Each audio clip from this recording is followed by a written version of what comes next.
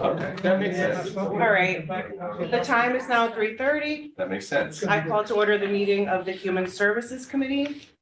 It's Tuesday, May 20th. Please silence your phone and electronic devices. And at this time, I ask you to please rise for the pledge. Pledge of allegiance To the flag of the United States of America, and to the republic which stands one nation, under God, indivisible, with liberty and justice for all. Corey, would you do the roll for us, please? Absolutely. Ema. Here. Ellers. Here. Feller. Here. Ravella. Sutherland. Here. Tortel. Here. Tui.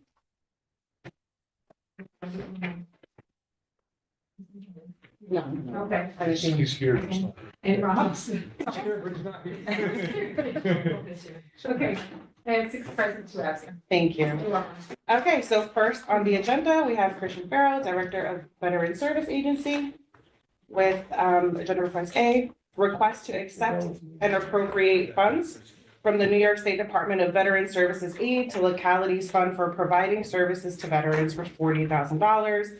This is legislative request 145. Can I get a motion? Second. All right. Good Good afternoon. afternoon, everyone. How are you? Again, I appreciate your support, continued support. This is just money that the state is providing us, an annual amount of money that they provide our agency. So, well, that's not much to it, but I'll answer any questions you might have. Legislative. First of all, thank you. I was at your event a couple of Saturdays ago for veterans. Great job. And the veterans really do appreciate it. Good food. On your letter, on the third paragraph, it says that you will be reimbursed up to the allocated amount and based on availability of funds for 50%. So I guess my first question is, this is for 40,000. Are we gonna spend 40 and get 20, or are we gonna spend 80 and get 40? No, we get 40 in this situation. It's this is just how the state does it, but we do receive $40,000 from the state. We do receive 40. Yeah. We have to spend 80. We have to provide them, all sorts of paperwork and stuff that would indicate that, it's $80,000, but yeah, we only get 50% of that. That may not make any sense. Yeah, I mean, it's a $40,000. Again, it's gone up from, I think when I first started, the state would be a grant that would get $10,000. Then it was $20,000, and now it's $40,000. And it's what we were, it's just money that we receive. We provide them a lot of paperwork as far as just, it has to do with the payroll and it's all sorts of stuff like that. But they provide us that, $40,000 that we do get in those budget. And it says up, as far as they're concerned, up to availability of funds. So if they don't have the ones available, we don't get it. Yes, it hasn't happened that way, but I would, the way the wording is, I think potentially the state, might be able to do something like that, but we haven't ever run across where they did not give us the money that we were, allocated or. Thank you. Appreciate it. Any other questions? Right, all in favor? Aye. Thank you. Thank you, Anything guys. else? No, the only thing I'll mention is that tomorrow we are leaving the Veteran Service Agency. The flags are going up, held from the Middletown JROTC. So in preparation for Memorial Day weekend, 4,000 grave sites there will have an American flag. 9 o'clock tomorrow morning, noon, they'll come out, they bus some kids over, and they'll make sure that each grave marker is represented with the American flag. And I would just say, with your support, the legislative support, if you get a chance, by all means, go over there. Cemetery looks better than it ever has. The building has got a facelift, again, thanks to your support. And the grounds just look really well. So if you get a chance, this Memorial Day weekend, please stop by. There'll be a lot of people there. Thanks. Middletown High School, JROTC, used to be Menacing Valley High School, who would support it, but their program is no longer. So, Middletown. Football stadium? Was that, no, this is tomorrow at the Veterans Cemetery. No, So Middletown. what about it? You mentioned Middletown High School? Middletown High School, they're members of their JROTC will come out and help put flags in the ground. So it's a good day. We feed them lunch and it's a good day. Thank you. Thanks for your Thank support. you. All right, thanks. Doreen, can you let the record reflect that legislators Ravella and Tui are present? Absolutely. All right. So next on our agenda is Lacey Trumbull, Commissioner of Social Service and Mental Health, for a monthly report.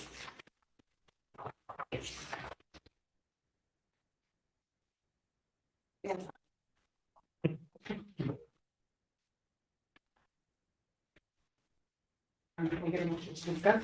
Someone. Second. Floor is yours.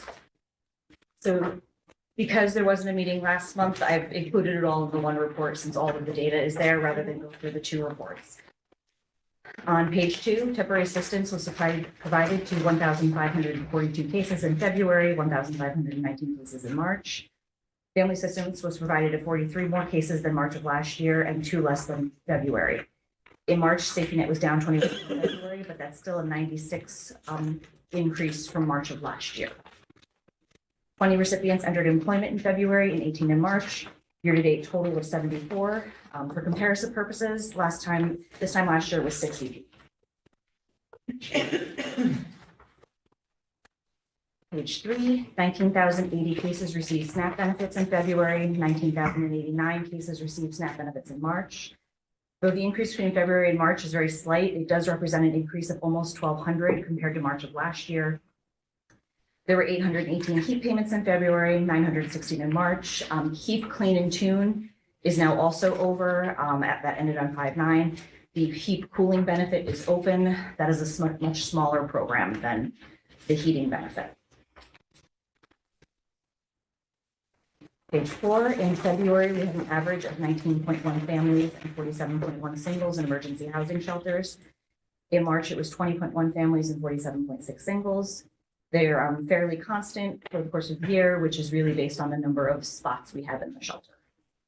Just a question. Yes. Help me understand, which blue line is 23 and which blue is? Whoever put this together needs to get sharper glasses. The bottom one is 23. 23, the top one is 24. So I The can lighter tell a blue. little bit of difference in There's the a color, slight- but because the one year is much higher than the other year, if you look at the totals. If you look at the 23, it averaged If you don't 15.6, have any other color? and the 24 We averaged can ask if 20. they can change colors. This is Purple. Red. Yeah. Red. Yellow. Page 5, February, there were 141 families and 157 singles placed in hotels and motels. In March, there were 135 families and 167 singles. We have been able to identify and start contracts with 4 individuals who are going to provide the family center case management services that we've been talking about. 2 of those contracts are fully executed, so we'll be able to start soon. 2 are in process. And just as a reminder, that's mental health, vocational, housing support to try to help families get back into stable housing and have financial stability so that they can be out on their own. To the right, we squeezed in the new table that I was talking about the last time. In February, 22 individuals served by our Housing Resource Center moved to permanent housing and out of shelter or homelessness. And in March, 23 individuals moved into permanent housing. So our average for the year to date is 20.7. Mayor Chairman, what is roughly the time length of getting somebody out of a hotel, motel, or emergency placements into permanent housing? It can vary significantly.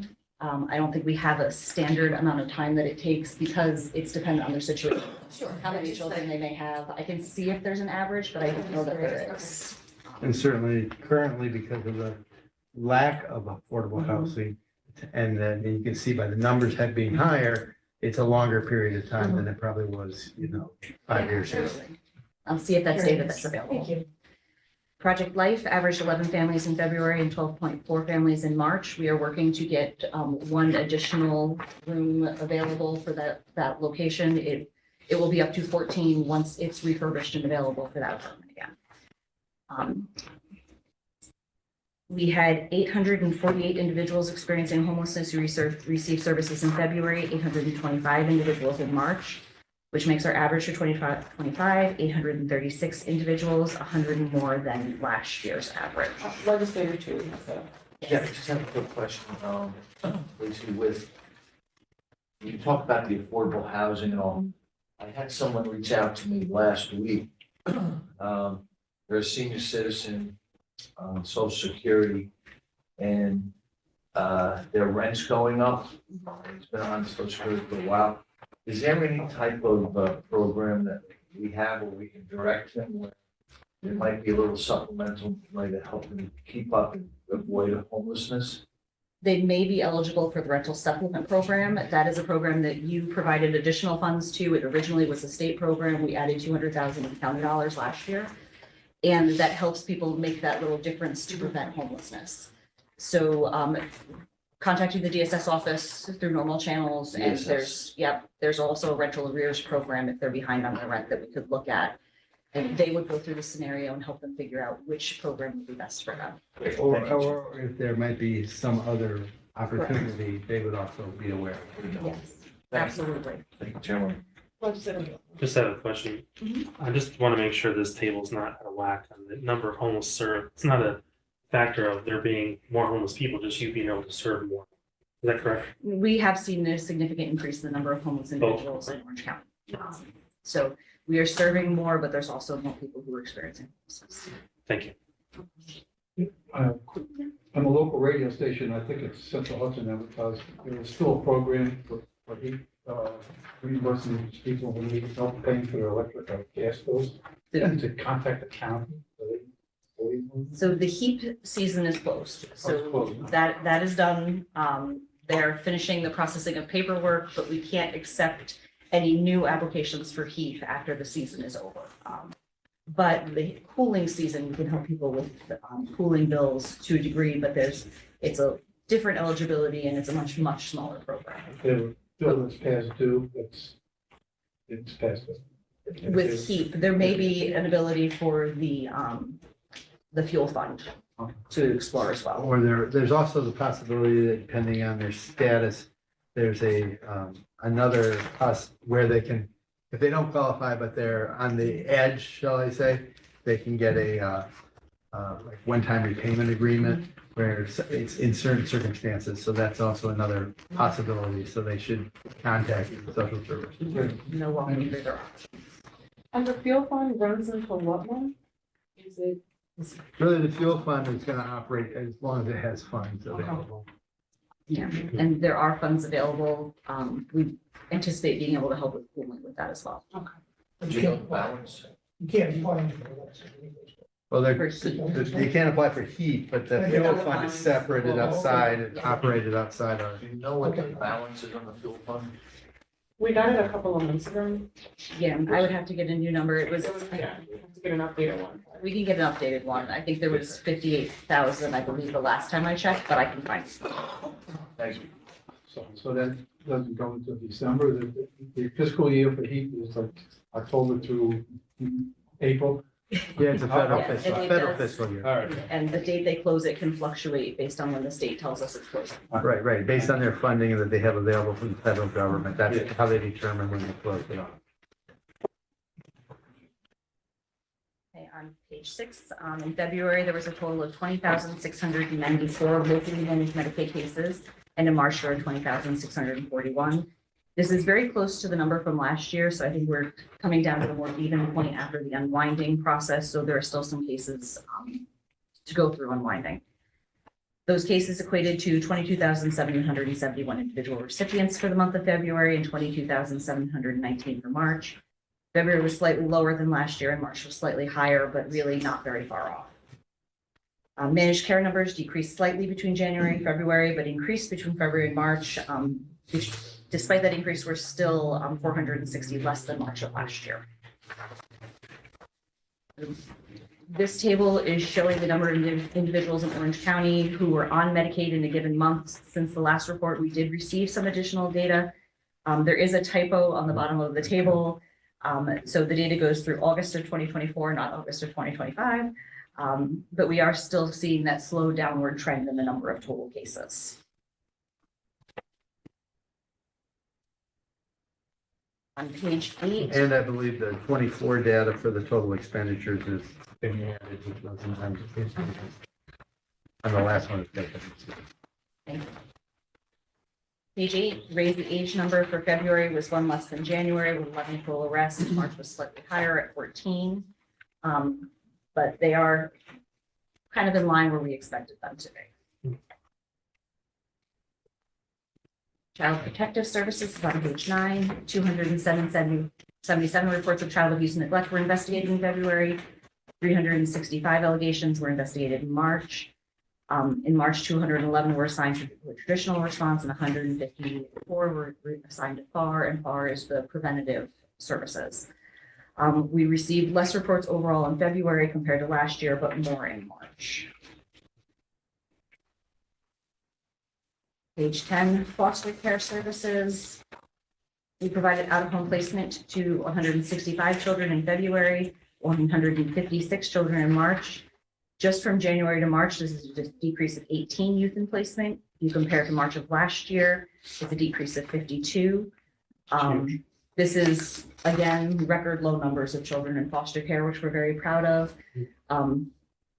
I do also have some data from the state. It's indicating really how well our teams are doing.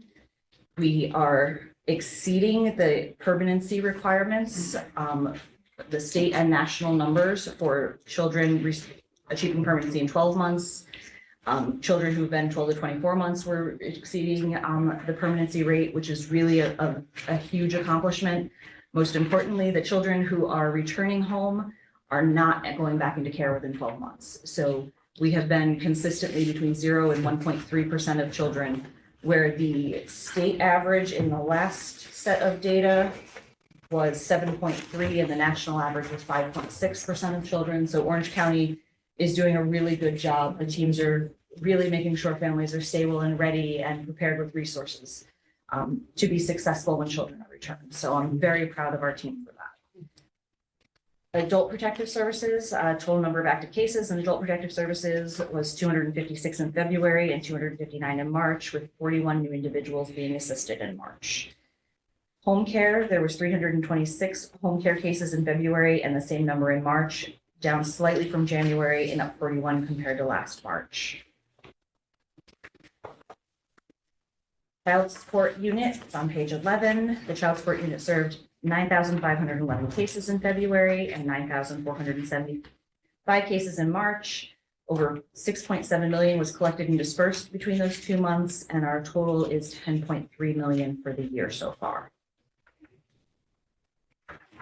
Your next page is Special Investigations Unit. They investigated 143 feds and EDR cases in February and 189 in March, with the goal of preventing inappropriate payments. The combined March cost avoidance for feds and EDR cases in Orange County was $741,570, a year-to-date total of 1.9 million.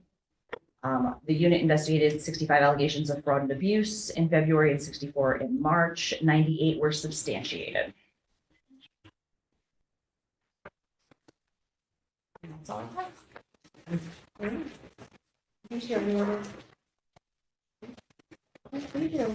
Motion to adjourn? So moved.